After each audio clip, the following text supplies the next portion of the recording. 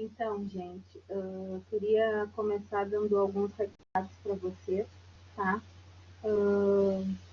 Eu coloquei as aulas gravadas ontem lá na plataforma, coloquei no e-mail também, tá? Teria como eu postar o arquivo em vídeo, mas estava demorando muito para carregar, e aí eu resolvi postar o link, que daí cada um carrega na sua casa. Senão ficava muito pesada a página.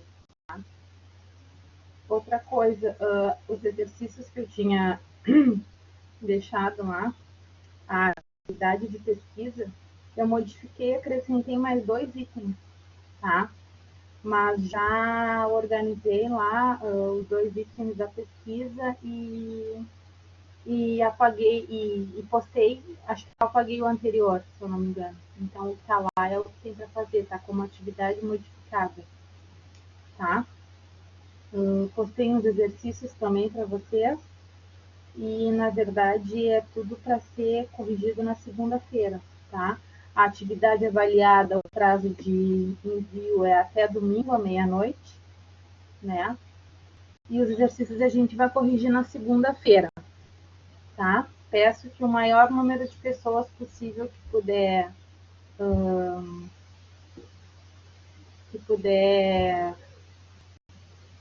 me enviar pela plataforma, é melhor para eu poder avaliar vocês e dar o feedback, tá?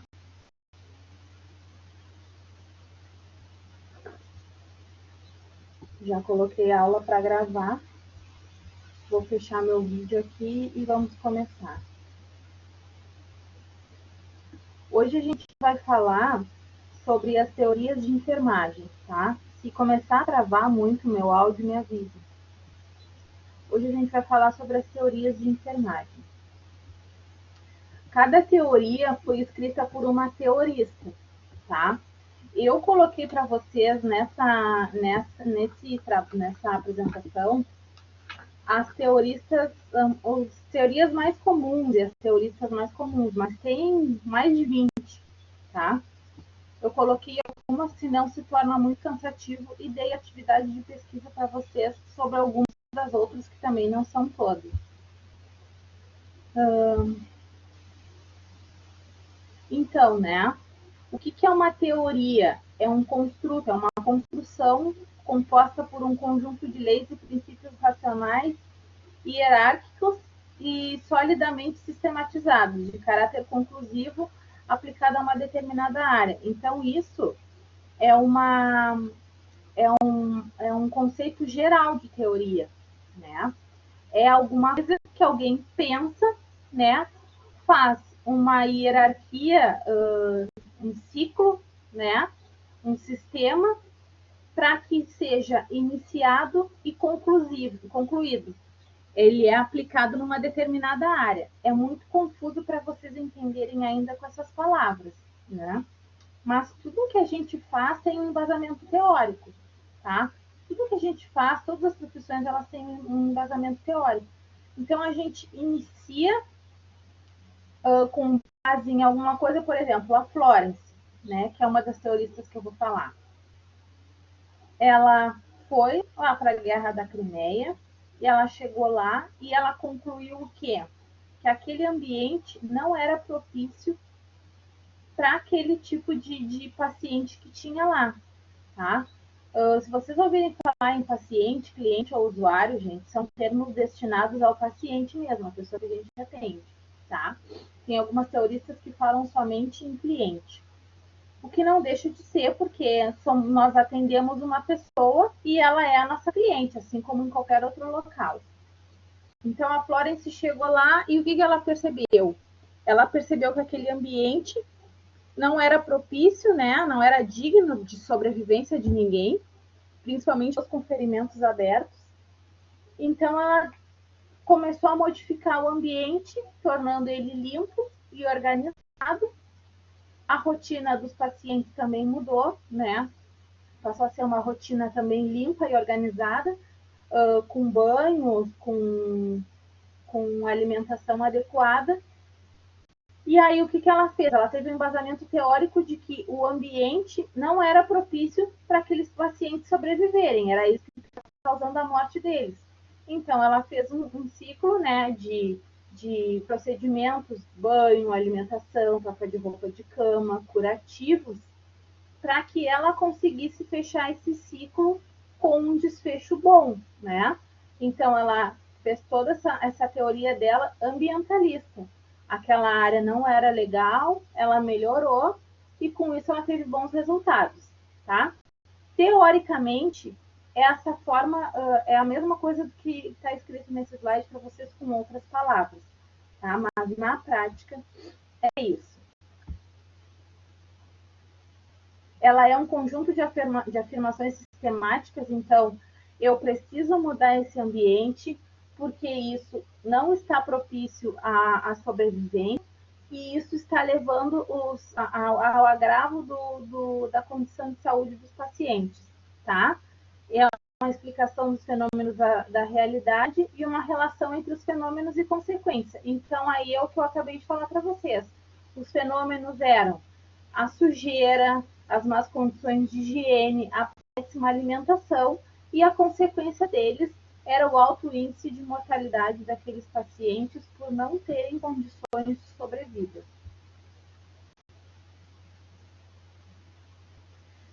Então, por que elas são importantes para nós? Porque elas são um instrumento para a realização do cuidado. Daqui a pouco eu vou dar um exemplo para vocês e vocês vão conseguir entender. Ela elucida a construção do conhecimento, então as teoristas elas fizeram uma abordagem, né, do paciente como uma abordagem holística do paciente e a partir disso se foi construindo um conhecimento. A gente usa como guia da nossa prática profissional os processos de germagem, que eu também vou falar mais adiante, e tem um aspecto científico. Então, é o que? A gente deixou o empirismo, a gente não faz mais no achômetro, tá? A gente faz já com embasamento científico de que aquilo realmente deu certo e a gente vai aplicar porque é o correto. Não era no empirismo, deu certo, não deu certo, eu vou tentar porque pode ser diferente. Não, deu certo porque um embasamento científico, o estudo comprovou isso. Isso a gente está vendo diariamente na mídia aí da questão da vacina, né? O quanto um aspecto científico ele é importante na consolidação de uma situação, né? A gente não está tendo a vacina ainda porque eles estão tendo vários estudos, várias aplicações, né? Para ver as reações. Inclusive, teve uma das vacinas que foi suspensa porque o paciente teve uma reação grave agora, né? Acho que é de Oxford, alguma coisa assim. Então, se perdeu mais uma oportunidade aí da gente se livrar dessa pandemia, né? Por quê? Porque o estudo permitiu que eles vissem os pontos positivos, mas os pontos negativos. Os pontos negativos sobressaíram nessa questão. Aqui eu coloquei uma imagem para vocês, eu vou ter que abrir minha apresentação porque eu não enxergo aqui.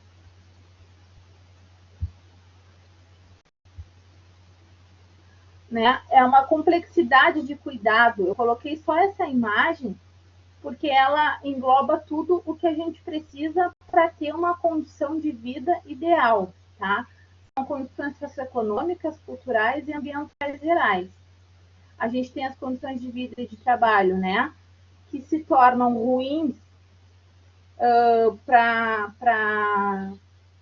a gente viver harmoniosamente, né? O desemprego, né? O desemprego é algo que tira completamente a harmonia de vida.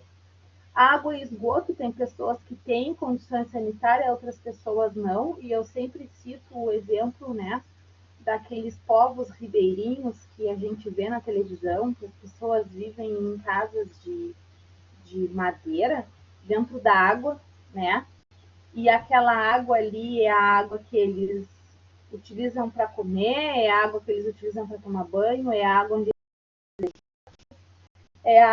onde eles jogam o lixo, né? A gente vê muito lixo naquela água ali. Eles transitam por ali por cima de trapiches, Eu não sei até que ponto são resistentes, porque aquelas madeiras não tem tratamento nenhum, né? Daqui a pouco elas quebram, caem, enfim. Então, eles vivem em condições sanitárias péssimas. E isso acaba levando eles a terem mil doenças, né? Muitas complicações, porque eles não têm nenhuma condição de água potável para tomar.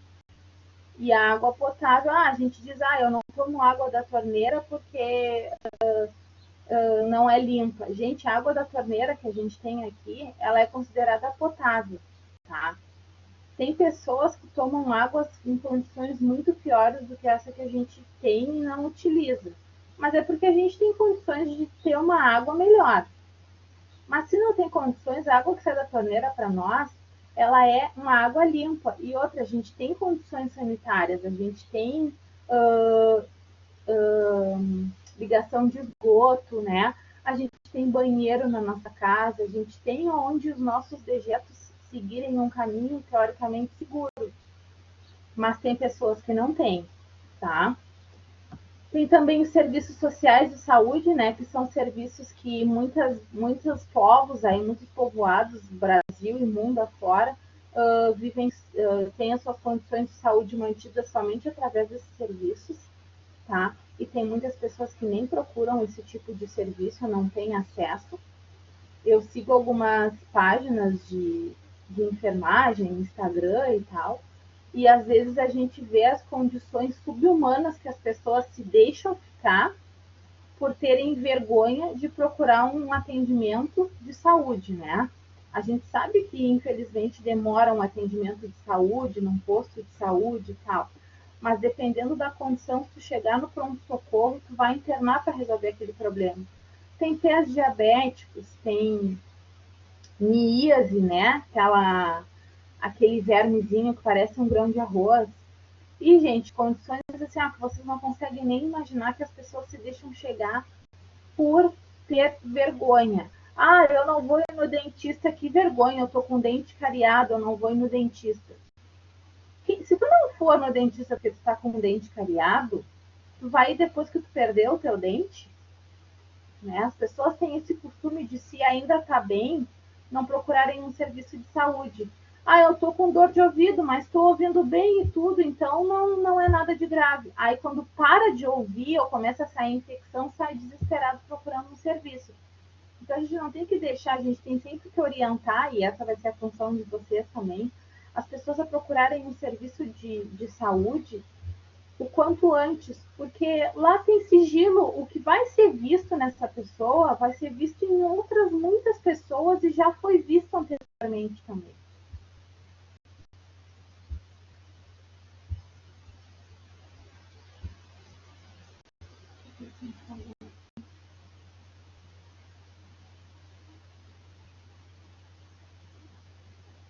A Amanda está falando aqui que tem um amigo que são no Haiti e as condições são muito precárias, né? O esgoto passa ao lado deles.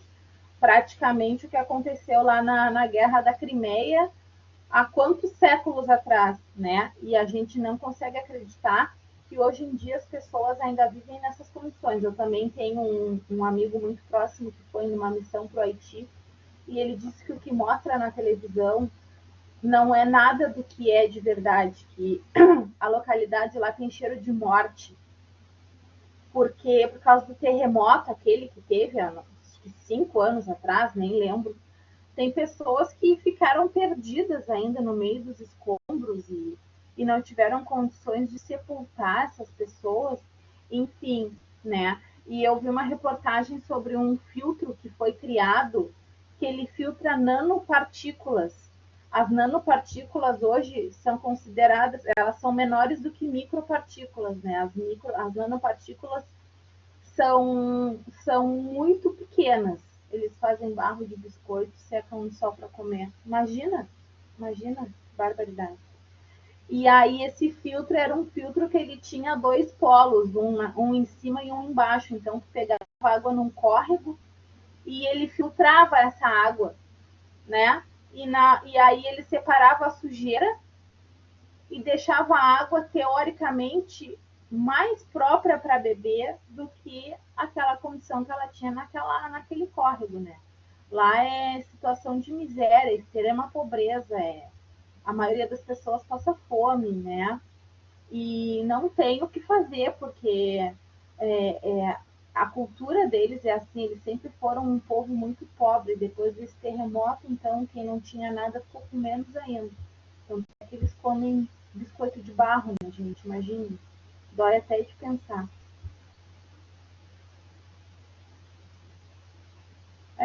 Qualquer coisa que eles ganhem é comida, né?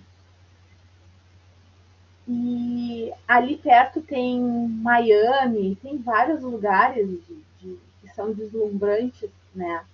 E é muita discrepância, é muita desigualdade social. Vamos adiante. Habitação, né, gente? Ter uma casa própria, ter uma moradia, nem é uma casa própria, ter apenas um local para morar.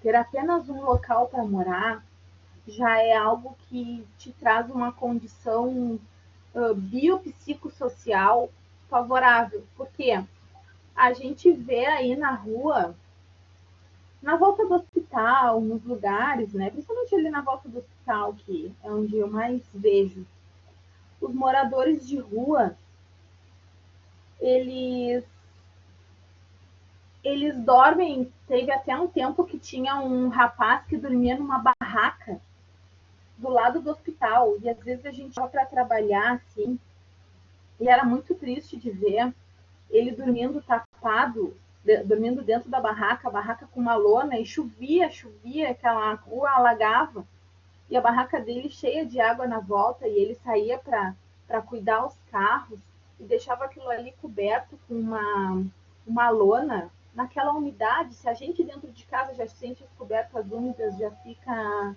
já fica se sentindo mal de dormir naquela cama. Vocês imaginem uma pessoa de rua, mas ele está acostumado a viver assim. Sim, ele está acostumado a viver assim, ele já tem um organismo resistente, ele já tem seus anticorpos naturais, né, que a vida lhe deu, mas é desumano. É desumano tu ver uma pessoa morar numa barraca na rua, acordando sem saber se vai comer, né, dormindo sem saber como é que vai acordar, porque daqui a pouco a gente sabe que tem todas essas questões do preconceito, né, que as pessoas acabam agredindo. Então, assim, ó, a habitação é o básico. Quem costuma. Uns tão ricos e uns tão pobres, é verdade, a desigualdade social é grande, principalmente aqui no Brasil. Se a gente pegar a estrada para viajar aqui pelo Rio Grande do Sul, passando Porto Alegre ali, gente, até antes de Porto Alegre, acho que perto de Barra do Ribeiro ali, tu já passa, já tem os índios vendendo cestas na beira da estrada, e tu olha atrás deles, é uma barraca de lona preta, né? Que as estacas da barraca são galhos de árvore. E aí tu fica pensando naqueles dias de temporal, de vento, como que essa gente sobrevive, o que acontece com eles, o que eles fazem. As crianças, né? Tu vê as crianças desnutridas, com aquele abdômen globoso, porque não fazem um tratamento periódico para vermes, de pé descalço, né? No frio. E aí um filho da gente fica de pé descalço no frio, já amanhece com febre, ou o meu filho mesmo tem bronquite, tem asma, daqui a pouco ele já começa a ter crise. E essas crianças, elas não têm esse tipo de coisa, mas é porque o meio torna eles resistentes. Mas, ao mesmo tempo, ele acaba agravando as condições de saúde e permitindo que futuramente eles possam até viver menos, né? Porque eles já são pessoas muito judiadas, sem tratamento, sem condições. Então, isso pode acabar resultando num futuro em grandes problemas para eles, né? E a gente tem ali também o ambiente de trabalho. O ambiente de trabalho, ter um trabalho já favorece muito as nossas condições de saúde, porque a gente tem como se manter, a gente tem uma ocupação, uma responsabilidade diária, né? A educação também, né, é a base de tudo. Eu sempre digo, a minha mãe sempre me falou, estuda, porque qualquer bem material, qualquer pessoa te tira. mas o que tu estudou e tu aprendeu, só tu sabe, né?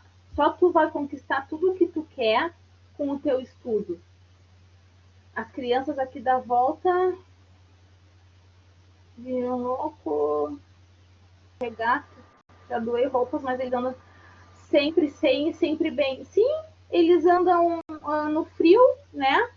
De pé descalço, de manga curta, tá chovendo, aquelas garoas finas, aqueles dias frios, eles andam na rua só com um moletomzinho no máximo, chinelo de dedo, né? O nariz sempre escorrendo, e estão ali, e estão vivendo, estão sobrevivendo, e tu doa a roupa, só que aí as mães não colocam, porque aí já é um pouco de negligência, né? Um pouco não, muita negligência, e eles acabam sobrevivendo. Infelizmente é a realidade, tá? Vamos adiante, então.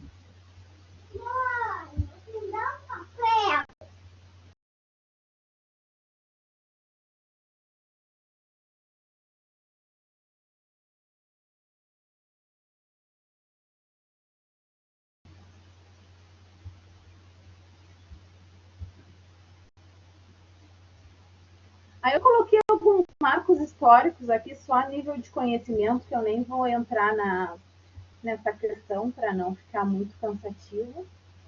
E aí a primeira teorista da enfermagem foi a Florence, né? Lá na Guerra da Crimeia, a gente já falou sobre isso. Vocês podem ver nesse slide aqui, essa imagem, ela mostra que o pessoal começou a ter um padrão de vestimenta para trabalhar no hospital, né?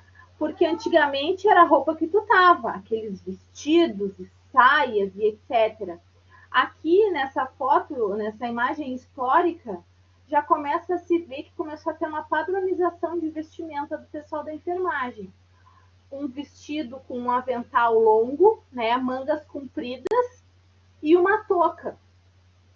Naquela época não se falava muito em luvas, não se falava em procedimentos estéreis, mas que pelo menos tu tinha que utilizar uma roupa branca adequada para trabalhar em ambiente hospitalar, né? E já tinha uma padronização de quem era profissional e de quem era paciente.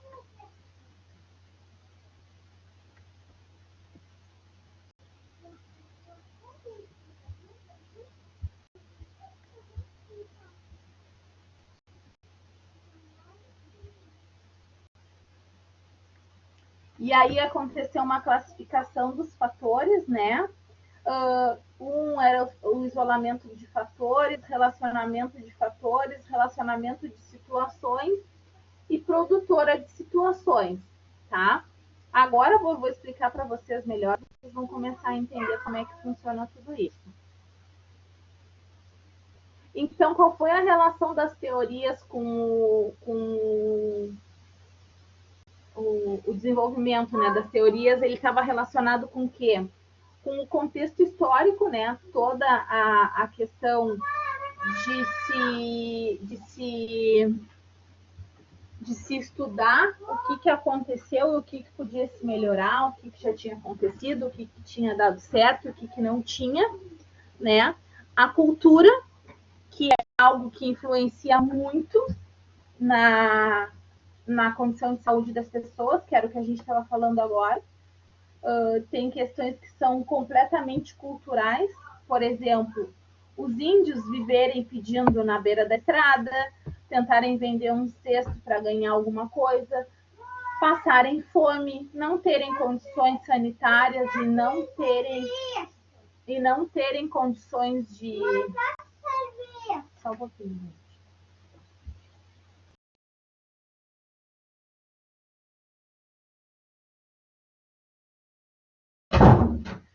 Tá? E aí a cultura deles viver assim, porque eles não têm. As mulheres, né, ficam em casa cuidando dos filhos, os maridos eles vão conseguir o material para o artesanato, é como a gente vê aqui no calçadão mesmo, que dói, né? as mulheres sentadas no chão, a criança brincando ali com uma latinha ou qualquer coisa, com cara de triste, sujos, e aí, às vezes, com um marmitex que alguém deu, que às vezes no verão tu vê, passa o dia inteiro aquele marmitex ali, enquanto eles estão pedindo dinheiro e vendendo artesanato. Para nós é um absurdo, mas a gente não pode condenar porque é a cultura deles. E a gente sabe que tem muito preconceito com o povo indígena no Brasil, né? E também o que influenciou foram os modelos de atenção de sistema de saúde de cada país, que é o que eu estava conversando com vocês. Cada país tem uma forma de lidar com o sistema de saúde, né? E a gente se volta mais para onde a gente está vivendo. Se a gente for para outro país, a gente vai começar a vivenciar e a conhecer como funciona lá.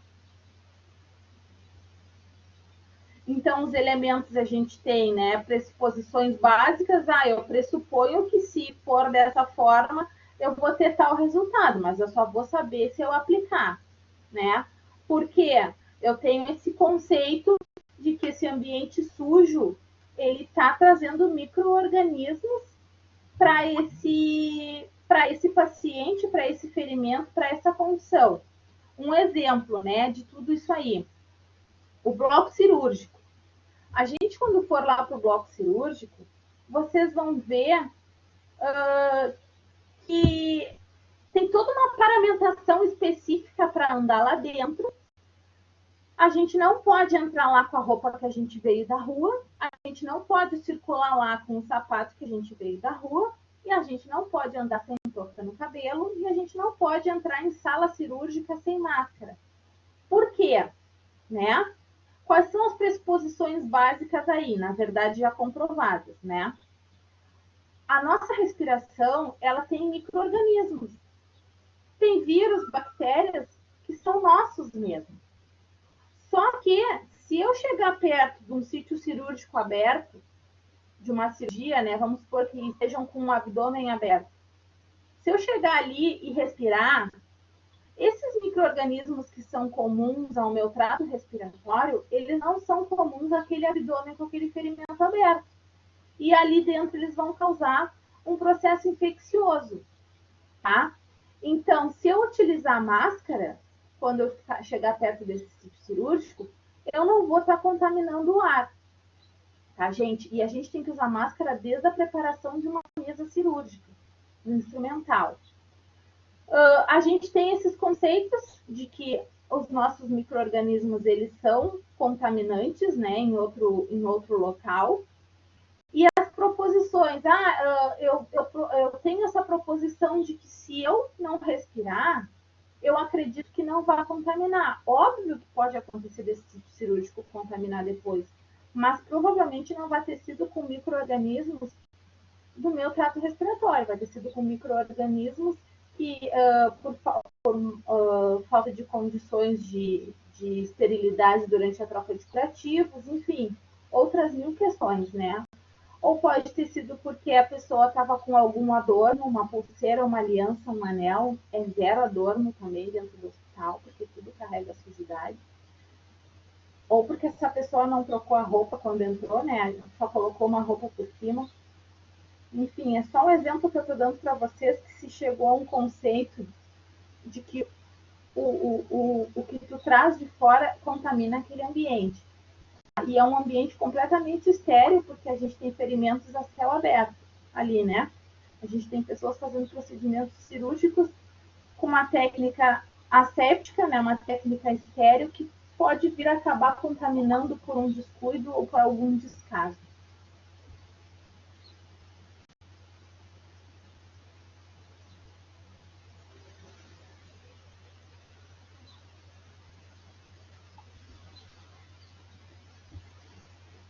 Então, né, a gente tem métodos para a implementação de uma teoria. E aí eu vou falar para vocês aqui do processo de enfermagem. O que é o processo de enfermagem? O processo de enfermagem é o que é executado todos os dias do hospital, tá? Conceituando o processo de enfermagem para você, ele é uma ferramenta metodológica que é utilizada para tornar a assistência de enfermagem sistemática. Ela se torna organizada em fases.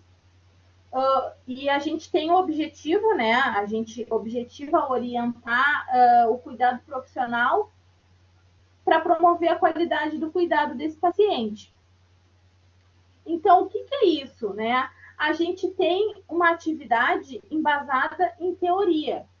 É uma atividade intelectual, a gente tem um processo cíclico, né? Para conseguir fazer a aplicabilidade desses cuidados.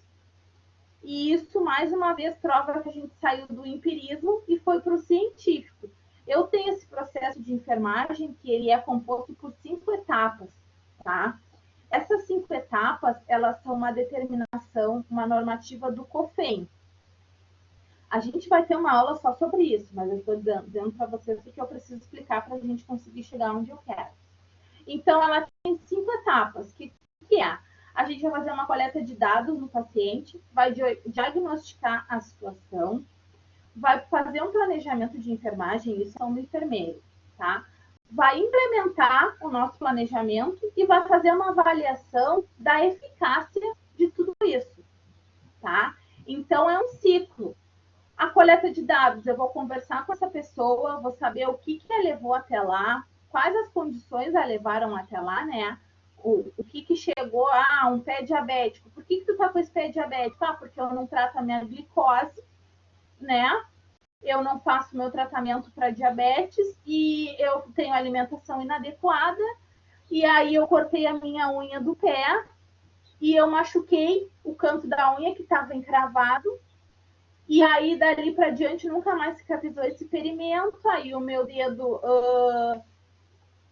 teve um processo inflamatório. Esse processo inflamatório não consegui curar. Eu fazia curativo em casa. Gente, vocês vão ouvir que as pessoas fazem curativo em casa com água e sabão, ou que fazem curativo em casa ainda com água oxigenada. Aí eu fazia curativo, não melhorou. Aí quando eu procurei o serviço de atendimento, eu já tive que amputar o meu dedo. Aí, dos pontos da amputação, eu não consegui ter um processo cicatricial adequado e começou a ter um processo infeccioso interno no meu pé, né? Começou a vir de dentro. E aí, por diante, quando tu vai ver, a pessoa tá só com a parte da perna abaixo do joelho, tá? Tem só a coxa. E muitos amputam desde a coxa, tá? Fica só com o coto justamente por causa disso, por um ferimento no pé, não tratado, tá? O pessoal que tem diabetes, eles têm uma dificuldade de cicatrização tremenda. Se não mantiver a glicose nos níveis adequados e fizer o tratamento, é certo que eles não vão conseguir ter uma cicatrização adequada, que eles não vão conseguir ter um desfecho desse caso, né? A Léo está dizendo que a mãe dela já perdeu 2 dedos, né? E é isso mesmo. A pessoa não vai cuidando, vai perdendo 1, 2, 3, todos o pé, e vocês vão ver muito, muito, muito mesmo disso, tá? E aí eu tenho um exemplo bem simples para dizer para vocês entenderem essas 5 etapas da coleta de dados, né?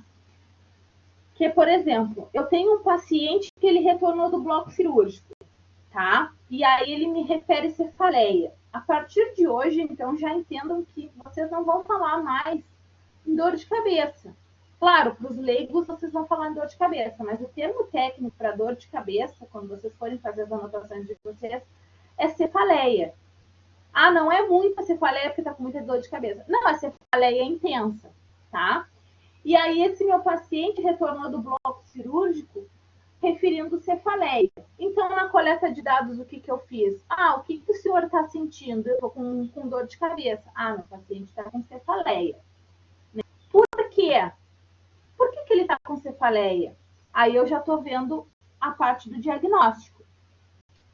Ele está com cefaleia porque ele fez aquela anestesia que dá picadinha na coluna. Quem já fez cesárea aí sabe, né? Que a gente tem que ficar 12 horas deitado completamente plano na cama, não pode fazer esforço com a cabeça, não pode ter travesseiro, não pode levantar a cabeça, tá? Tem que ficar reto por questões que mais adiante vocês vão entender. Só que ele veio com a cabeceira da cama elevada e mais um travesseiro lá do bloco cirúrgico, porque passaram que ele tinha feito uma anestesia rápida. Passaram que o maqueiro, ou quem transportou, achou que ele tinha feito anestesia geral. Tá? Então, qual é o meu diagnóstico? O meu diagnóstico é que foi por causa dessa anestesia. Então, eu vou planejar uma forma de reduzir essa cefaleia dele. Como que eu vou fazer isso? Se ele não pode ficar com a cabeceira elevada e ele está, então eu vou baixar a cabeceira dele e vou retirar o travesseiro e vou deixar ele completamente plano em cima dele, tá? Então eu planejei retirar o travesseiro e planejei deixar a cama dele reta. Implementei retirando, né, o travesseiro e deixando a cama reta. Então, o planejamento e a implementação, eles estão juntos. Eu vou planejar o que eu vou fazer e eu vou lá executar. Tá? E aí, daqui a pouco, e vou administrar uma medicação, porque essa dor de cabeça não vai passar só com essas questões aí. Tá? Eu vou lá fazer uma avaliação. Melhorou? E ele vai te dizer, sim, melhorei, passou. Ok, certo, melhorou, processo completo, resolvido. Se ele te disser que não, vai começar uma nova coleta de dados. Não melhorou? Por quê? O que o senhor ainda está sentindo? E aí a gente vai começar um novo ciclo para tentar sanar essa dor de cabeça. Então, o que acontece aí? O que eu tentei explicar para você? Que tudo que a gente fizer, ele é processo de enfermagem. Tudo que a gente executar é um processo de enfermagem, tá? A enfermeira vai fazer esse processo, né? Ou no automático vai se cumprir esse processo, mas todas essas etapas, elas estão presentes em tudo. Porque todos os sinais e sintomas que o paciente te referia, tu vai saber, tu vai querer saber, né? O que é, ele vai te dizer o que ele está sentindo, tu vai começar a juntar as teorias que tu conhece para chegar a uma conclusão. Tu vai pensar no que fazer, né, para reduzir esses sinais e sintomas, tu vai fazer de fato e depois tu vai querer saber se ficou, se deu certo ou se não deu certo, tá? Mas não pensem que eu estou dizendo que essa enfermeira ela deu uma medicação para esse paciente porque deu na telha dela. Não, ela foi lá consultar na prescrição o que ele já havia feito no bloco cirúrgico e o que ela podia fazer ainda, tá? E aí sim ela executou, porque o enfermeiro só prescreve medicação no serviço, nos postos de saúde, mediante um protocolo que permita a prescrição de X medicamentos, que são medicamentos para tratamento de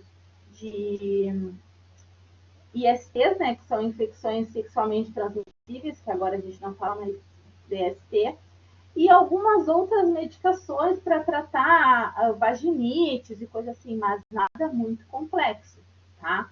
Mas é somente mediante esse protocolo na unidade básica de saúde. Os técnicos executam o procedimento. Está falando da medicação, Amanda, no posto? Não, quem tem amparo para prescrever é o enfermeiro, tá? O técnico tem amparo para administrar essa medicação.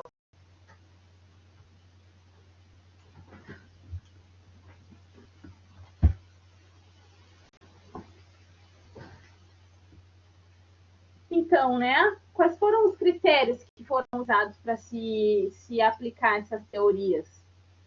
A realidade do serviço de saúde, então eu não posso pensar em algo que eu vi na mídia para aplicar, porque eu não tenho os recursos para isso, né, que é a disponibilidade de recurso, e as características das pessoas atendidas. Eu tenho que ter um público-alvo que apresente X sinais, X sintomas ou X problemas para que eu possa trabalhar em cima deles a minha teoria. Então, né, já mais do que falei, vou falar mais uma vez para vocês não esquecerem, a teoria ambiental da Florence. Foi configurado o meu slide aqui.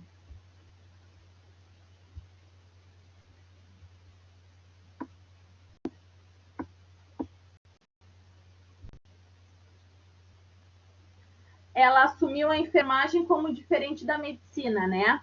E propôs uma organização e o processo administrativo para as tarefas.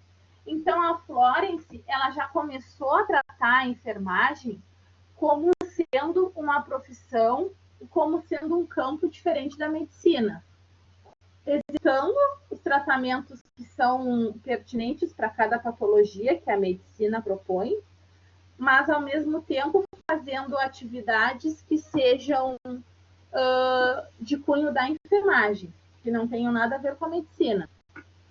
Como, por exemplo, a questão de alimentação, banho, troca de curativo. Vocês até vão ver médicos trocando curativos ou fazendo curativos, mas são curativos pós-operatórios, tá, gente? Que são atividade deles, ou que eles preferem fazer o primeiro curativo do paciente após a cirurgia, tá? Eu só vou aproveitar que ninguém caiu aqui e vou anotar a presença de vocês. Só um pouquinho.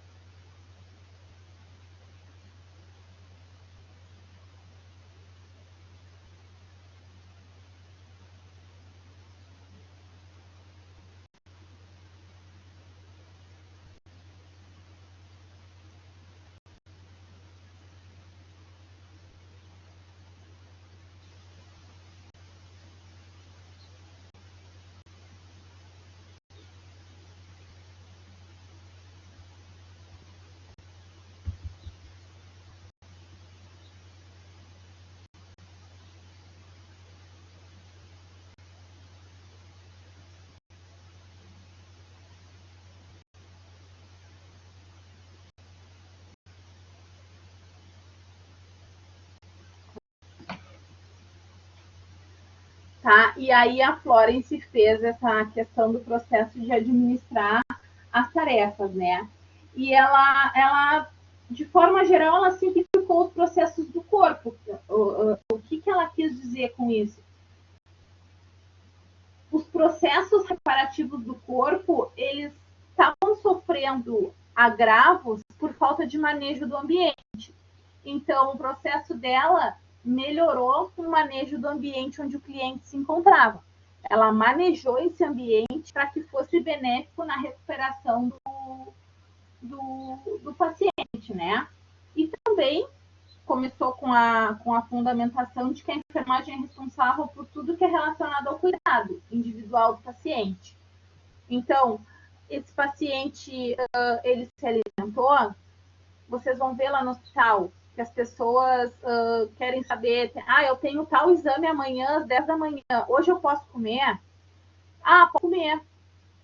Vai vir a dieta. Mas daqui a pouco o médico disse assim, olha, tens um exame para fazer amanhã de manhã, então a partir de hoje às 8 da noite tu tens que ficar em NPO, que é nada por via oral, tá? Não podes receber nenhum tipo de alimentação. Ele vai comunicar a enfermeira e a enfermeira vai comunicar ao serviço de nutrição dietética para que esse paciente não receba dieta. Porque, gente, imagina o paciente com fome, tá? Vai chegar alguma coisa para ele comer, ele vai dizer, bom, se liberaram, tá liberado, eu vou comer.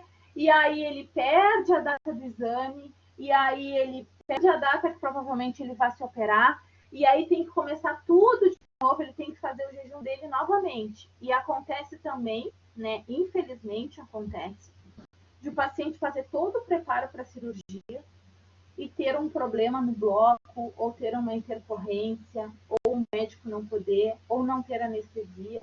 Às vezes eles ficam 48 horas em NPO e aí eles não conseguem fazer o procedimento, aí eles comem e fazem tudo de novo. Ou muitas vezes o NPO é mantido por outro dia e aí as pessoas começam a ficar revoltadas porque eles não estão comendo, né?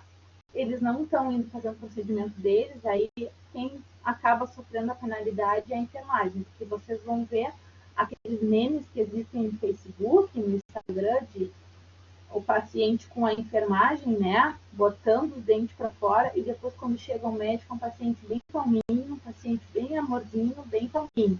Por quê? Porque eles descontam na gente porque eles têm mais intimidade. A gente está ali com eles todos os dias, né? E a gente não pode destratar, porque a gente também não consegue, a gente consegue ler e não consegue mensurar a fome, o desespero que aquela pessoa tá de voltar para casa, de se alimentar, enfim, né? Só que ao mesmo tempo a gente tem que impor respeito, né? De forma, de forma legal, a gente tem que ter postura, porque às vezes pega a gente também num dia que a gente não tá muito bem, e aí pode acabar tu tendo uma atitude antiética nesse momento.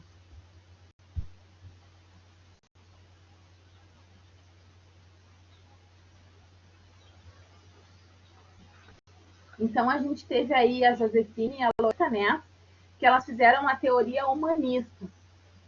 E elas disseram que a pessoa é uma unidade holística e a situação dos indivíduos é experienciada especialmente pelos enfermeiros. Gente, vocês vão ver assim, ó, que é umas ideias muito complexas. Essas enfermeiras tiveram, elas eram enfermeiras muito estudiosas, com doutorado e reconhecimento nacional e internacional, tá? O que elas quiseram dizer com isso? Que a pessoa é uma unidade holística, tá? O holística é um todo, e a situação dos indivíduos é experienciada especialmente pelos enfermeiros. Elas desenvolveram experiências, né? Elas concluíram que foi desenvolvido experiências de parte dos enfermeiros e de parte da pessoa que recebe o cuidado existencial. No momento que eu consigo vivenciar uma experiência com o paciente, eu tenho um acréscimo no meu conhecimento.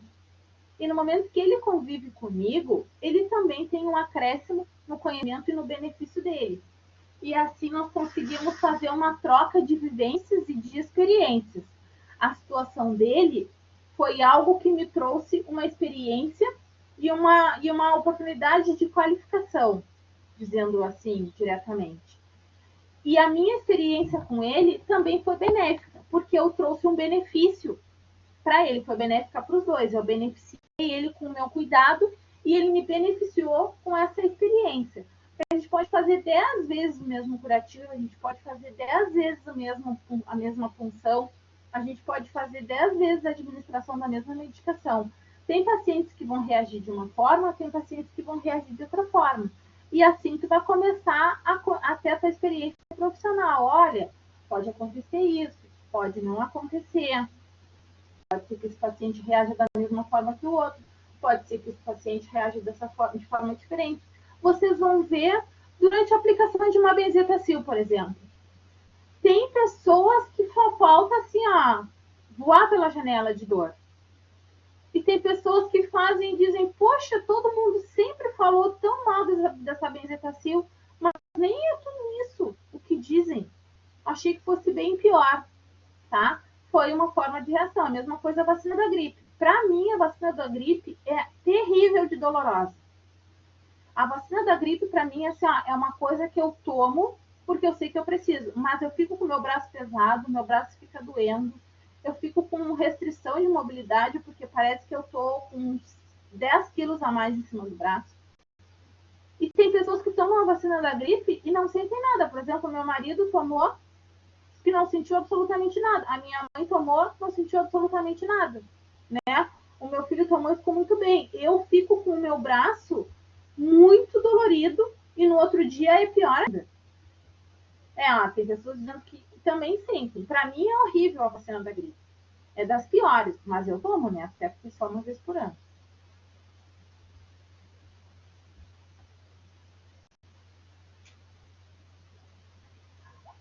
Então, a teoria da relação interpessoal, né? Que foi a teoria da Joyce. O enfermeiro ajuda o indivíduo a significar sua experiência de adoecimento por meio de comunicação estabelecida pessoa a pessoa. E aí é o contato que a gente tem pessoal, a conversa, né? A cordialidade de abordar esse paciente. Porque isso é uma visão do indivíduo como único, né? Afinal de contas, todos os seres são únicos, né? Nenhum ser é igual ao outro. E é aquela frase típica que todo mundo fala, né? Os seres humanos são únicos, insubstituíveis e diferentes de todos que viveram e viverão. Ninguém é igual a outro, né? Eu não sou igual a nenhum de vocês, vocês não são igual a mim, mas nem por isso eu sou melhor do que vocês são melhores do que eu, ou um é melhor do que o outro. A gente tem as nossas famílias, a gente tem as pessoas próximas, os nossos entes queridos, que a gente sabe que eles serão insubstituíveis, né? Qualquer pessoa é insubstituível. Uma peça de um carro, uma peça de uma moto, um móvel da casa. Ah, meu sofá quebrou. Ah, eu comprei outro sofá que ele é tão bom quanto o outro, e até melhor. Mas isso é um material, isso é algo de vida, né? Uma pessoa, ela tem os seus sentimentos. E vocês vão ver na vivência profissional de vocês que vocês vão ter pacientes muito, muito, muito amáveis, muito queridos, muito, muito, assim, ó, gratos pelo que vocês fazem, por mais que vocês estejam cumprindo com a obrigação de vocês, eles vão tratar vocês como se fossem anjos, né? Como se eles vão reconhecer que aquele empenho de vocês trouxe o benefício da cura para eles. E vai ter outros pacientes que vão dizer que tudo que vocês fazem está piorando eles. Tem pessoas que já estão desgastadas da quantidade de internações, do tempo que está dentro do hospital, de toda uma vivência sofrida, e eles vão tratar vocês como a pessoa mais desprezível para eles. Mas isso é cada pessoa. E não tem ninguém igual aquele indivíduo ali, por melhor ou por pior que ele seja. Vocês vão ter parecidos, mas não vão ter ninguém igual aquele ali. E tem pacientes que vão ficar para sempre na memória de vocês. Outros que vocês vão passar na rua, o pessoal vai te abraçar, vai te cumprimentar, tu não sabe se é paciente, se é mãe de paciente, se é pai de paciente, se é filho de paciente, se é primo de paciente. Não sabe. Sabe que tu conheceu aquela pessoa no hospital, porque para ele, vocês são únicos. Mas para vocês, eles foram mais um dos tantos que vocês atenderam. Num pronto-socorro, atendi 30 pessoas hoje. Eu não vou me lembrar quem foi o segundo, o terceiro, o quinto que eu atendi. Mas ele vai lembrar de mim pelo atendimento que eu dei para ele, seja ele de qualidade ou seja ele de não qualidade. Ele vai lembrar de mim, tá? E a Joyce, ela trata os pacientes como indivíduos. Ela não fala em paciente, ela fala como indivíduo, porque ela vê como uma pessoa, né? Tem toda uma teoria a respeito dos pacientes que não existe paciente, né? Aquilo ali é um indivíduo em busca de um tratamento que tu vai proporcionar para ele, tá? Mas tem muitos teoristas que falam em paciente também.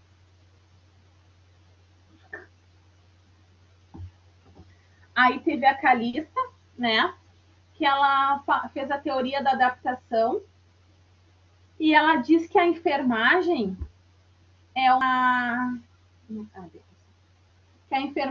disciplina científica que ajuda nas adaptações frente ao processo de saúde e doença. O que ela quis dizer com isso? Aquela questão do biopsicossocial, né? Eu sou um ser humano biopsicossocial, bio, vida, psico, mental e social, convívio, tá? Então eu preciso me adaptar à nova realidade que eu estou vivendo. Eu saí de casa hoje, acordei, tomei meu banho, tomei meu café, completamente funcional, né? Uma pessoa autossuficiente, como todos nós somos hoje, e por uma infelicidade do destino, eu sofri um acidente na rua, fraturei minhas duas pernas e eu não consigo mais fazer nada sozinha. Eu fico em cima de uma cama, dependendo de todo mundo para eu fazer as minhas necessidades fisiológicas, para eu tomar um banho, para alguém me alcançar uma comida, para alguém me vestir, para alguém trocar minha roupa de cama. Eu fiquei completamente dependente em uma fração de horas, sendo que eu acordei completamente autossuficiente. Então, o biopsicossocial dessa pessoa fica muito afetado, gente, tá? E pior ainda se for uma pessoa que sofreu uma queda e ficar tetraplégico, né? Aí sim, tu não consegue nem coçar o teu olho. Eu digo que uma pessoa tetraplégica, ela com certeza se sente muito mal, gente, porque assim, ó, ela tá assistindo uma televisão, e o volume ficou alto. Fulano, baixa o volume para mim. Ah, ficou muito baixo, agora aumenta. Coça meu olho, coça minha orelha, me dá comida, escova os meus dentes, troca minha roupa, me leva no banheiro, né? Me leva no banheiro até não, porque usa fralda, mas a pessoa sente o cheiro do que fez, mas não sente fazer. As pessoas acabam desenvolvendo escaras, né, úlceras de pressão por ficar muito tempo deitadas ou numa cadeira de roda, e elas sentem o próprio cheiro e elas não conseguem saber o que está acontecendo, porque muitas vezes a família esconde.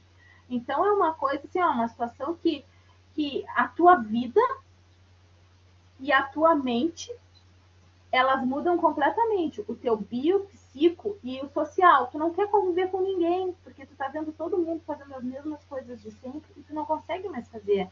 Ah, vai ter um churrasco aqui em casa no domingo. E aí as famílias começam a se reunir na volta daquela pessoa para distrair e tal. Vai ter um churrasco aqui no domingo.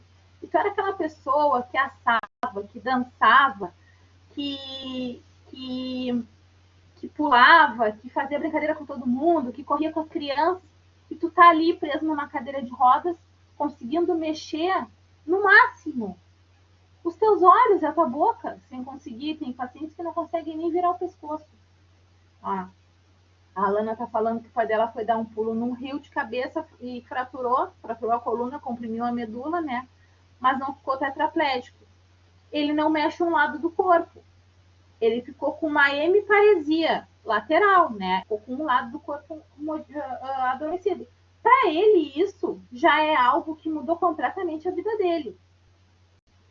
Ah, ele tem problema de locomoção, né? Ele manca. Então, assim, ó, isso é uma coisa que mudou completamente a vida dele, para ele. Porque ele não consegue fazer as coisas com as duas mãos. Ele caminha, né? Mesmo com dificuldade. Ele tem a outra mão para ir no banheiro, ele tem a outra mão para comer, ele tem a outra mão.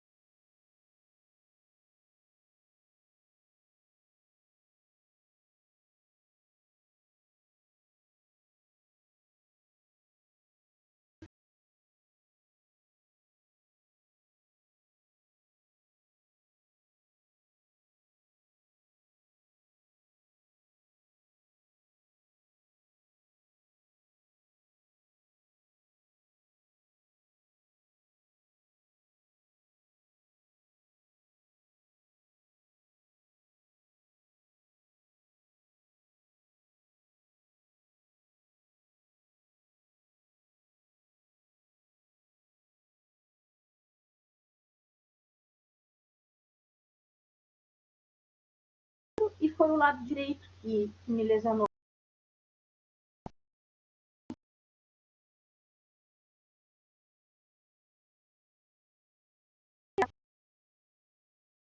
No banheiro, né, ou de alcançar uma comadre ou um papagaio para esse paciente, a gente vai ter que ajudar ele a se adaptar. E vocês vão ver a dificuldade que as pessoas, que as mulheres têm, e os homens também, mas principalmente as mulheres têm, de urinar numa comadre.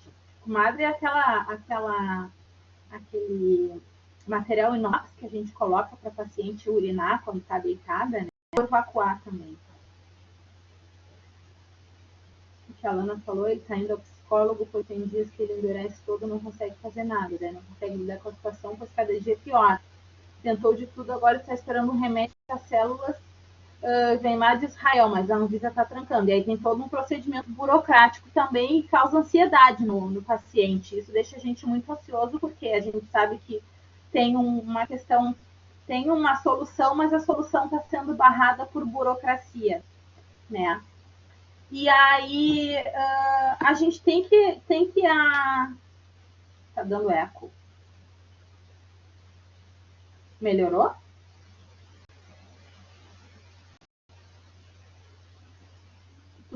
Tu não tá com o teu áudio aí ligado? Eu acho que não.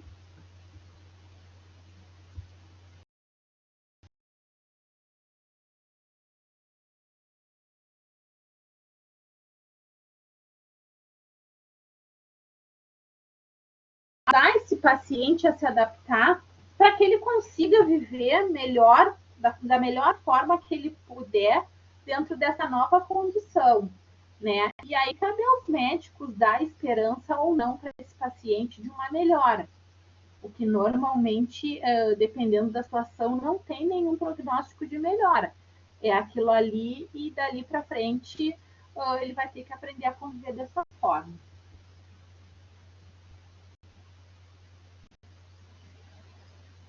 Depois teve a.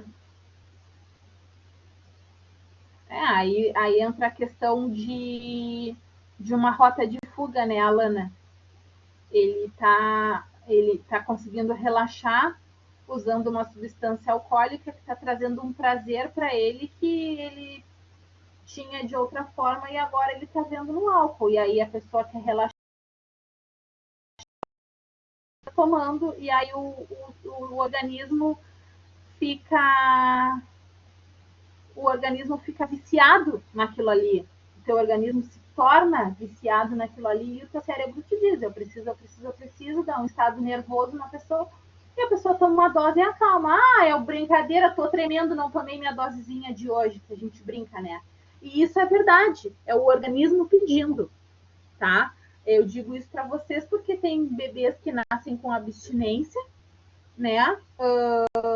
De substâncias ilícitas, né? E às vezes, se tu passar um lencinho umedecido com álcool perto do nariz, a criança já se acalma, porque já tem um pouco daquela substância no momento que ele foi gerado, né? É bem complicado uma situação de crise de abstinência num recém-nascido, porque não é o que fazer, tu não pode ficar administrando calmantes e tal, né? E é bem frustrante para quem vê assim, né? Mas infelizmente é a realidade. E aí a gente vai para a teoria do auto. Ela fala que a enfermagem é um sistema de ajuda para o autocuidado quando o indivíduo não tem condições de suprir as suas necessidades. Que era isso que eu estava falando. As teorias elas são muito baseadas em questões semelhantes, tá?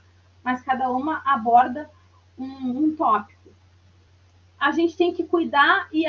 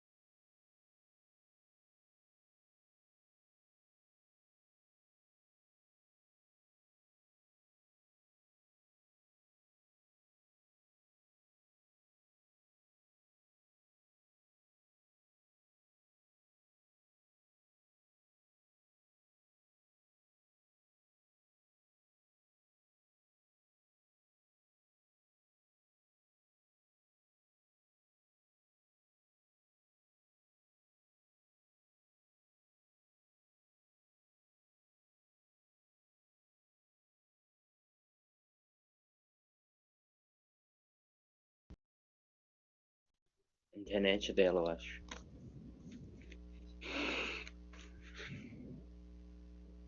Acho que não é nós, não.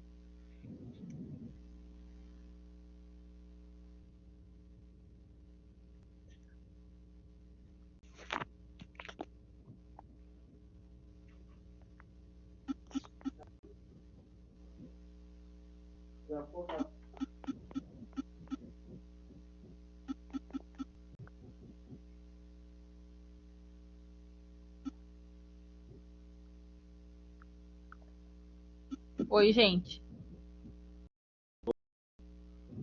Deu? Oi? Agora, conforme for falando aí, a gente vai se melhorando. Tá. E vocês vão perceber que vocês vão encontrar pessoas com condições de saúde, com condições de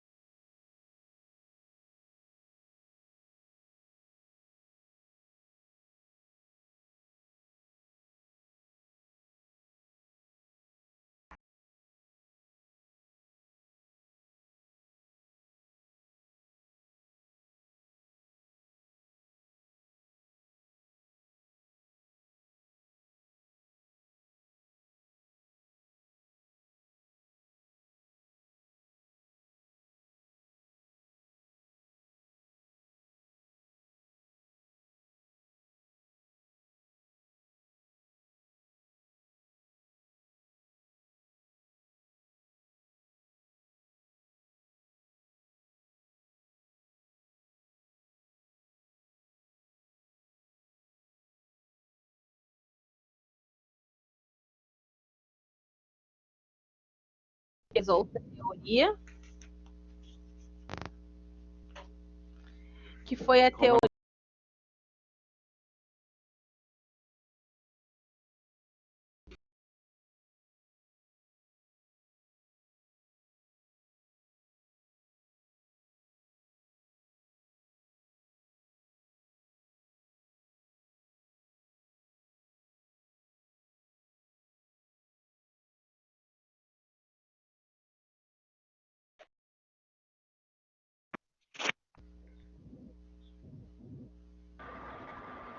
Tô falando, eu não tô escutando.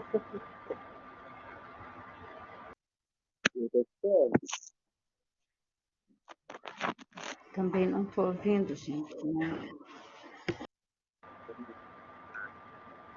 Às vezes dá de ouvir, daqui a pouco já não dá de ouvir mais nada. Eu tô ouvindo mais o Rafael do que a professora. A professora não escuta.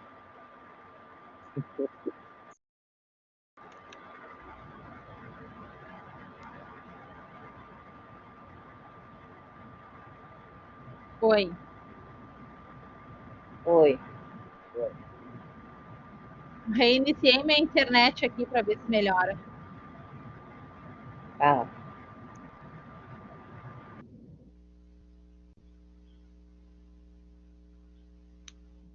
Deu? Parou de travar? Deu. Tá. Tô te ouvindo agora. Tá. Qualquer coisa vocês falem novamente. E aí a gente tem a teoria cultural, né? Da Madeleine, que o cuidado é cultural a cada povo, e cada povo possui seus próprios sistemas e modos de cuidar, que é o que a gente já vem falando das questões culturais de cada povo, né? E a gente tem que considerar as crenças e os valores dessas pessoas, né? Deixando que elas tenham uma identificação singular, pessoal, que seja individual deles. A gente tem que trocar, ter uma E essas culturas, a gente tem que deixar de lado a crença das pessoas, a gente tem que aplicar o que a gente sabe. Não sei se tem alguém no grupo que seja. Tem alguém no grupo que seja dessa crença, ou eu não quero entrar em méritos.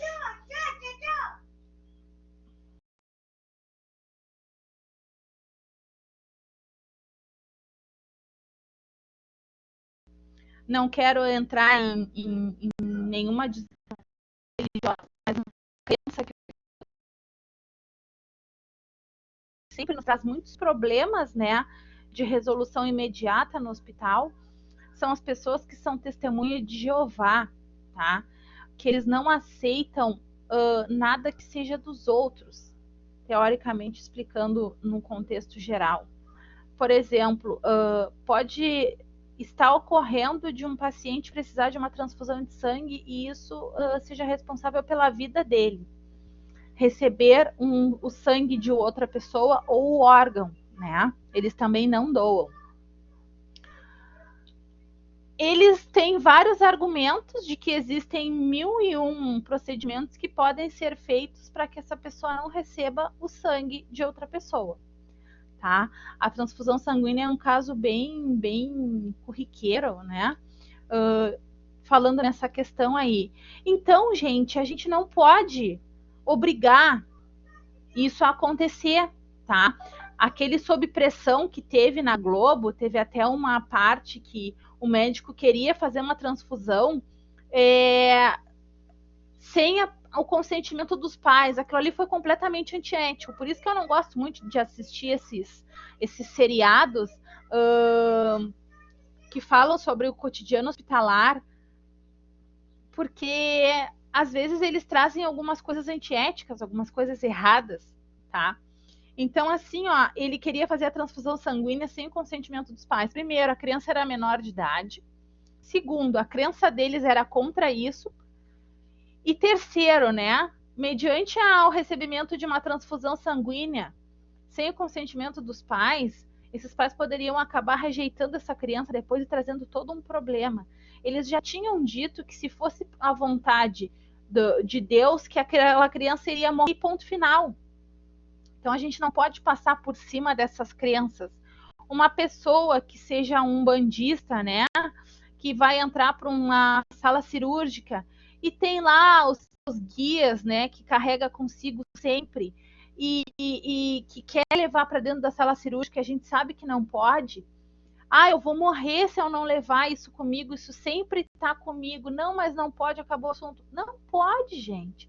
Tu pode enrolar numa compressinha, colocar embaixo do travesseiro, tu pode deixar embaixo do lençol, mas aquilo vai estar em contato com a pessoa, vai que aconteça uma intercorrência, a pessoa vai dizer que foi por causa daquilo ali. Uma pessoa católica também, as pessoas vão para o bloco cirúrgico com um terço na mão. Deixa, se aquilo ali vai trazer benefício, vai trazer calma para aquele paciente, permite que isso aconteça, né? A gente tem que ter uma troca de culturas e a gente não pode ofender a crença dos outros. Isso não é só dentro do hospital, isso é para a vida, né? Cada um tem suas crenças, seus embasamentos e a gente tem que ter, no mínimo, respeito por isso, assim como a gente exige que tenham pelas nossas, tá? Sem entrar em méritos, sem entrar em nada, gente, apenas citando um exemplo, tá? Jamais eu vou querer criar uma situação conflitante aqui nesse... Tolerância religiosa, exatamente, Rafael, a gente tem que ter tolerância religiosa. E aí, né, por fim, uma das teorias mais interessantes que é a teoria da Wanda Horta, que é a teoria das necessidades humanas básicas.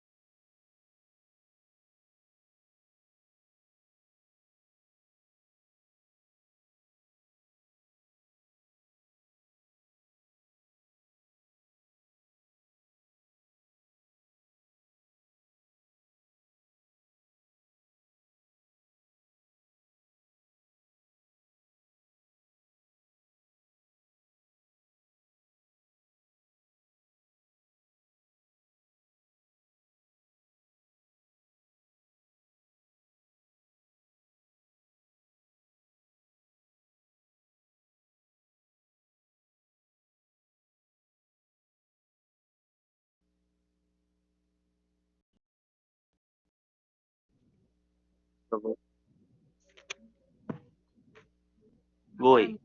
Oi. Voltei. Tá?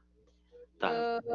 Então, eu vou pular esse slide para não me prolongar muito, porque o que eu tenho para falar é de outro. Depois vocês leem para a gente aproveitar que a conexão ficou boa.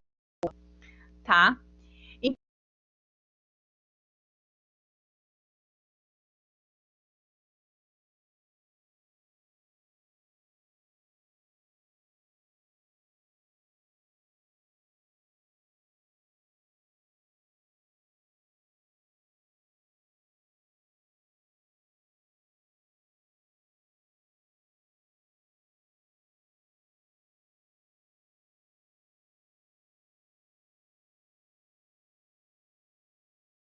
E se concluiu que nunca há satisfação completa, tá? Por quê? O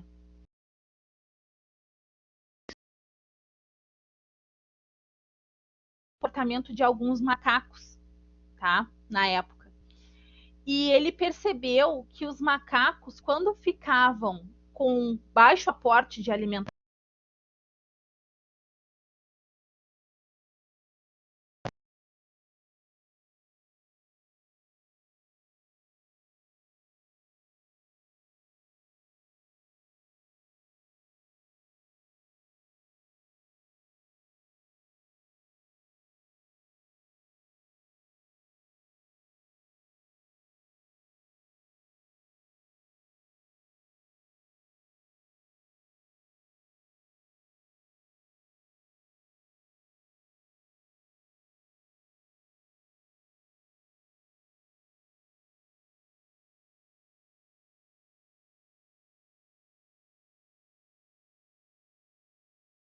a enfermagem como se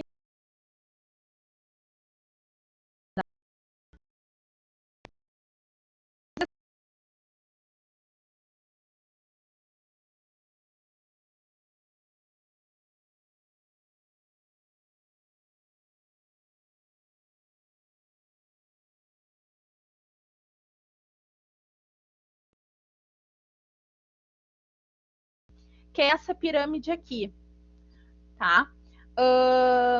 O Maslow falou. Oi.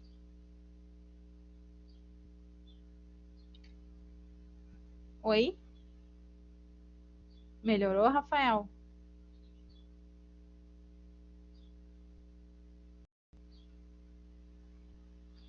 O Maslow, ele falou o seguinte, né?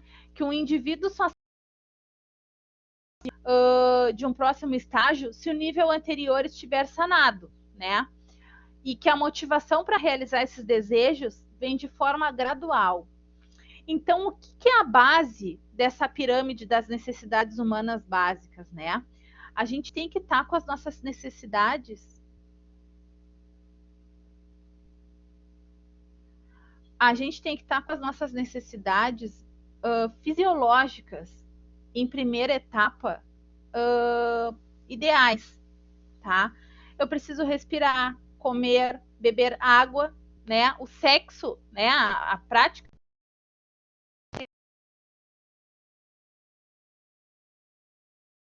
pirâmide, né?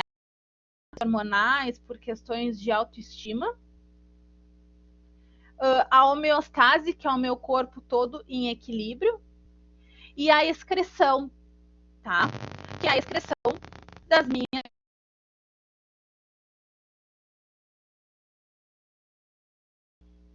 né, segurança do corpo, do emprego, dos recursos, né, da moralidade, da família, da saúde e da prosperidade. Em questão de amor e relacionamento, amizade, família, intimidade sexual, a parte da estima, respeito dos outros, respeito aos outros, autoestima, confiança e conquista. E, por fim, a realização pessoal, que é a moralidade, criatividade, espontaneidade, solução de problemas, ausência de preconceito e a aceitação dos fatos. Então, se vocês forem analisar essa pirâmide, vocês vão ver que realmente faz sentido.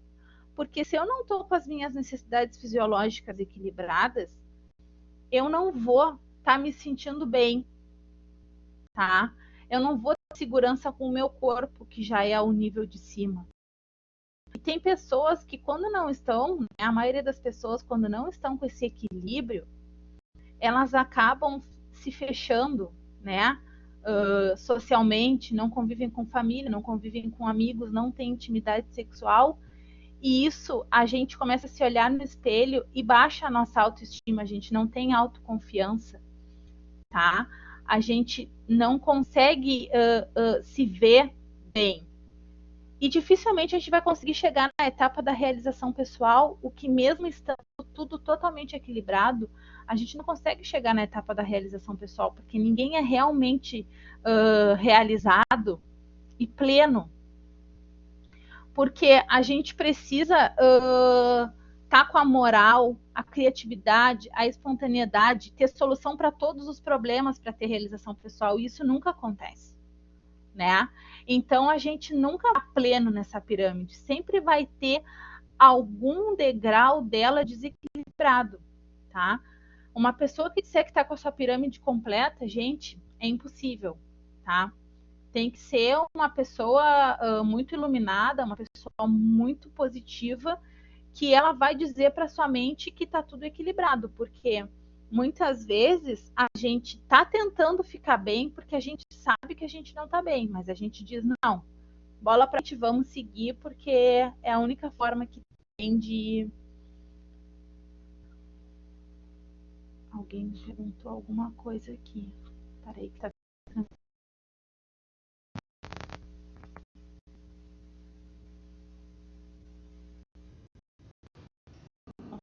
entrar no bate-papo aqui.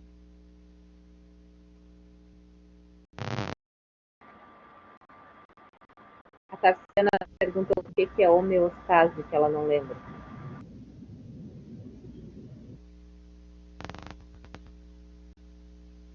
Ah, tá. Agora eu tô conseguindo...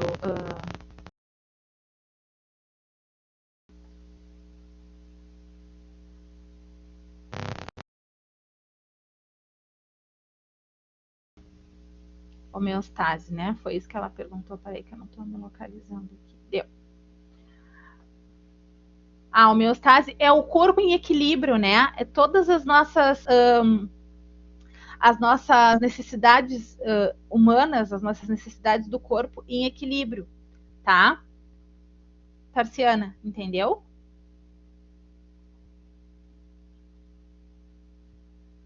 Todas as nossas condições internas.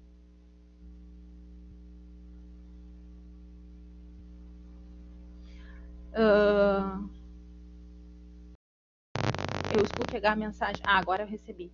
Tá, o Tarciana, é todas as nossas condições internas em equilíbrio para que a gente não sofra nenhum processo fisiológico de mudança desse comportamento.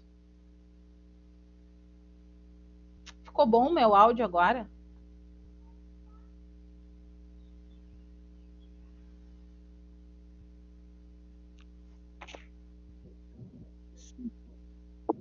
Tá. E aí, falando dessas necessidades biológicas, psicoespirituais e psicossociais, eu coloquei uma tabelinha aqui só para a gente conseguir visualizar, tá? Tá difícil para eu ler aqui porque a letra tá muito pequena.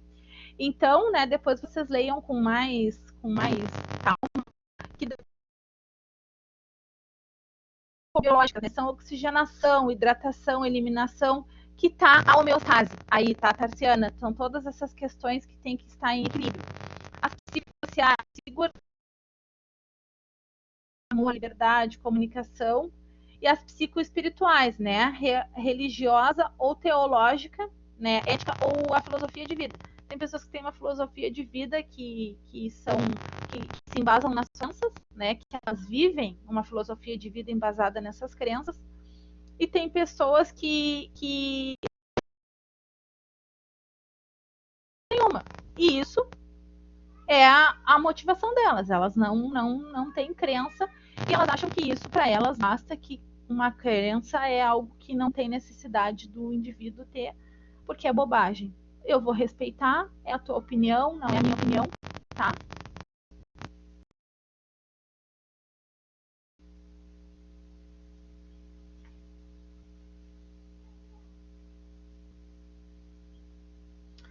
então, né, os problemas de enfermagem, né, são situações ou condições decorrentes dos desequilíbrios das necessidades básicas do indivíduo, família ou comunidade. Do enfermeiro é sua assistência profissional, né, e apresentam sinais e sintomas. O que é isso, então? Vocês vão pegar pessoas lá que vão ter problemas familiares e isso vai estar acarretando todo o processo delas. Ah, que bobagem, como é que pode? Não, pode sim. Essa pessoa pode.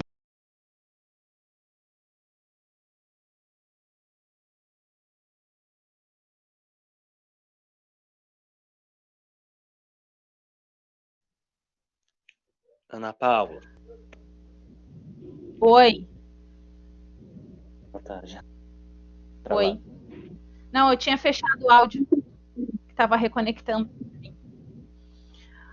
Tá? E vocês vão pegar essas pessoas e vocês vão ter que ver o que aconteceu. É um exemplo que eu sempre trago. Numa unidade básica de saúde, vocês vão receber pessoas tendo crise hipertensiva. 20 por 16, 18 por 14. Ah, que absurdo essa pressão. Aí tu conversa, tu te incomodou. A pessoa vai dizer, pois é, eu discuti com meu marido me bateu, ou meu filho, ou enfim, eu tô preocupado e tal. E aí tu fica uns 10 minutos conversando com aquela pessoa sem antes dar uma medicação para ela, né? Ou às vezes o médico durante a consulta conversa, e quando a pessoa sai daquela consulta ou termina essa conversa com vocês, vocês vão verificar e já baixou a pressão dessa pessoa. Por quê? Porque ela tá com uma hipertensão emocional, assim mesmo como uma hiperglicemia, né? Ah, eu tô sentindo os meus olhos meio confusos para enxergar, tô suando muito e tal. Aí tu vai fazer um HGT lá, vai fazer um teste de glicose lá em cima, mas é emocional, tá? E muitas vezes vocês vão conversar, vão ver essa pessoa de forma holística, vão ver ela como um todo e vão perceber que aquilo que ela está retratando é de fundo emocional e não de fundo fisiológico. Pode ser que essa pessoa seja hipertensa, com certeza. Pode ser que ela esteja tendo uma crise hipertensiva, sim.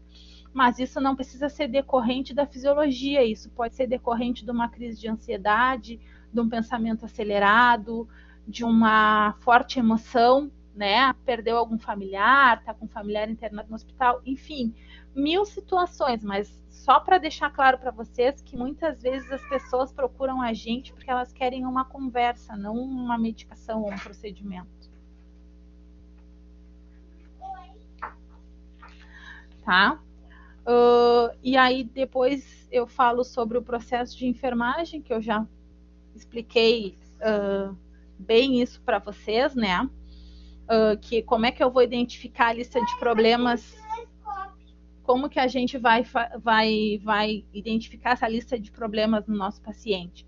Vai ser na coleta de dados, vai ser no sentar, no conversar, no investigar, no perguntar para ele, que muitas vezes pode um enfermeiro não conseguir, mas pode um técnico conseguir essa coleta de dados e acrescentar no processo, tá? E aí eu coloquei aqui só uma parte da teoria das necessidades humanas básicas, né, que a função do enfermeiro é atender, assistir o ser humano no atendimento das necessidades, né, de ensinar o autocuidado, manter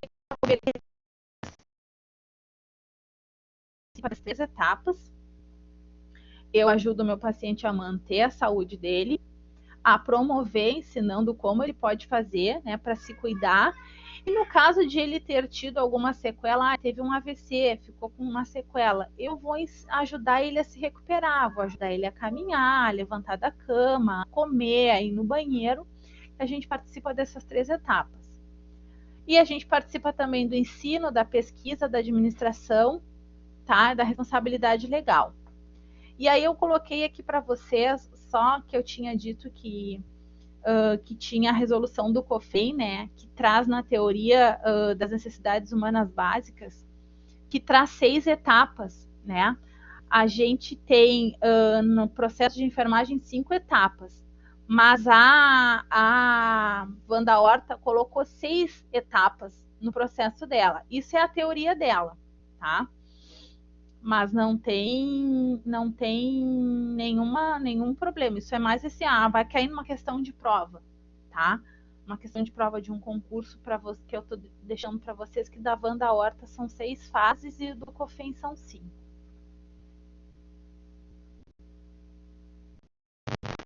Aqui eu deixei esse organograma aqui só para ficar exemplificado como é o ciclo, né, do processo. Então, a gente vem no histórico de enfermagem, depois a gente vai para o diagnóstico, o plano assistencial, o plano de cuidado, a evolução e a avaliação, tá? E no centro está o indivíduo, a família e a comunidade. E para terminar, eu deixei a atividade para vocês. Quem não estava no início da aula, eu fiz uma alteração na atividade, tá? E já repostei ela alterada. Eu coloquei mais 2 teoristas para serem feitas para vocês pesquisarem, que foi a Martha Rogers e a Jean Watson, para vocês pesquisarem, que elas também têm teorias muito interessantes. Essa atividade é para vocês me entregarem, tá? Essa atividade das teoristas é para vocês me enviarem, e vocês vão postar até às 11h59 de domingo. Vocês têm até domingo para fazer essa atividade. Desculpa, gente. Essa não é para me entregar, essa é para vocês deixarem no caderno. A do artigo, eu deixei um artigo lá no... Alguém já baixou o material que está lá na plataforma? Não. Eu deixei um artigo para vocês fazerem uma leitura e me enviarem, tá? Deixa eu até abrir a plataforma aqui. Não, eu tenho atividade aqui para falar para vocês.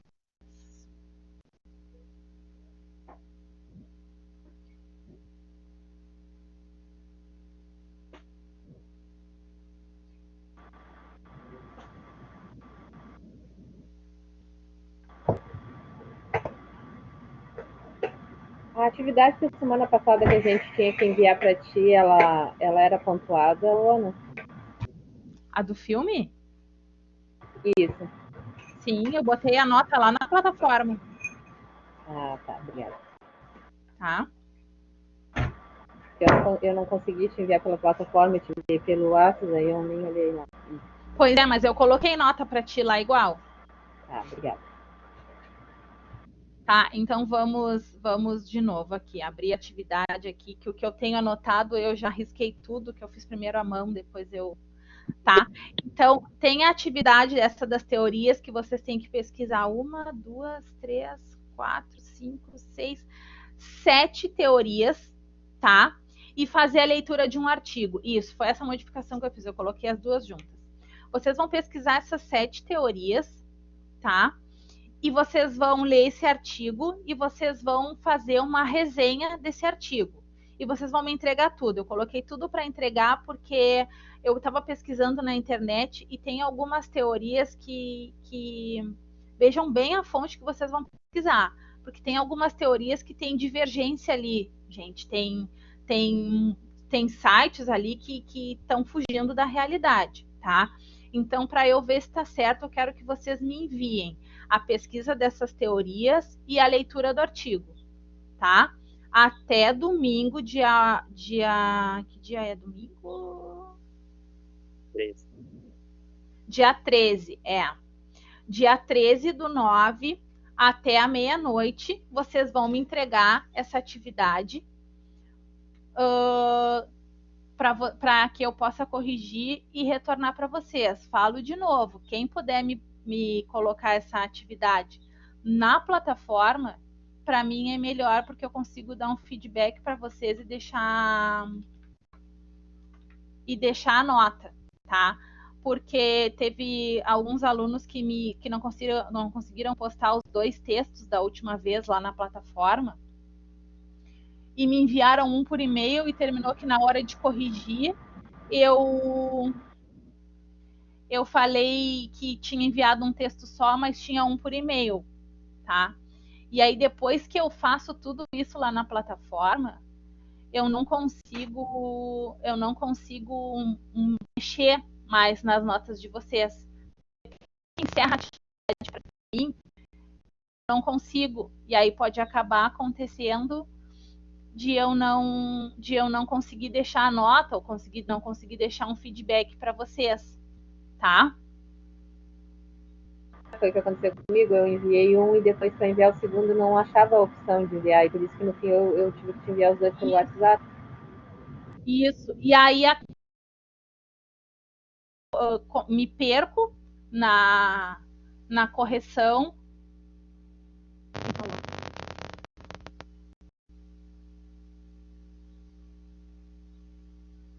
As 20 questões vocês respondem no caderno. Eu estou até vendo aqui que eu tô vendo a atividade que eu coloquei aqui certinho. Assim, ó, Tarciana e todos, né? A atividade que vocês têm que me entregar, vocês têm que me dizer o que é a teoria dessa quem é essa teorista, né? Quem foi ela e o que é a teoria dela, tá? Nada muito extenso, vocês vão achar muitas coisas muito escritas das teorias e vocês vão achar alguns resumos. Eu só quero que vocês me digam, me enviem coisas corretas, né, gente? Que vocês não me façam atividade, que vocês não me enviem nada que seja duvidoso, tá? Pesquisem em artigos e coloquem as fontes de pesquisa também, tá? Fala quem é que estava me chamando. Eu, Rafael. Escuta, eu pego uma teoria de uma e passo da 7. É isso? Desculpa, não te entendi. Travou, trancou. Tu passou 7 teorias, mas Isso. eu pego uma delas e escolho. Não, tem que ser todas. Ah, todas. Isso, para que vocês conheçam as outras teorias que eu não dei para vocês, porque imagina, eu ia ficar 2, 3, 4 aulas falando só sobre teorias e a gente não ia ver fim nunca. E é um assunto cansativo. Aí eu faço tipo redação das 7 teorias, é isso? Faz o quê? Desculpa. Tipo, eu descrevo as 7 teorias e faço uma folha, é isso? Isso. Me enviem um documento com essas teorias para um documento com a pesquisa de vocês, tá? Sim. Tá, mas assim, a dúvida é em quantas teorias tu quer, porque tu falou que tem uma base de 30, foi isso que eu entendi? Ou é só pra falar das 7 que tu passou no caso? Não, é a que eu falei, as que eu pedi. Tá. Isso, tá? Eu tô conferindo agora aqui o que eu tinha postado aqui, mas a minha internet está bem ruim. Mas eu já vou conferir aqui na plataforma e já confirmo para vocês lá no grupo, conforme eu conferir se está certo, porque eu tinha colocado um arquivo e apaguei, coloquei um outro, tá? Isso. São as 7 teorias. Todo mundo entendeu? Sim. Alguém tem mais alguma pergunta para fazer? É a hora. Não, agora eu entendi.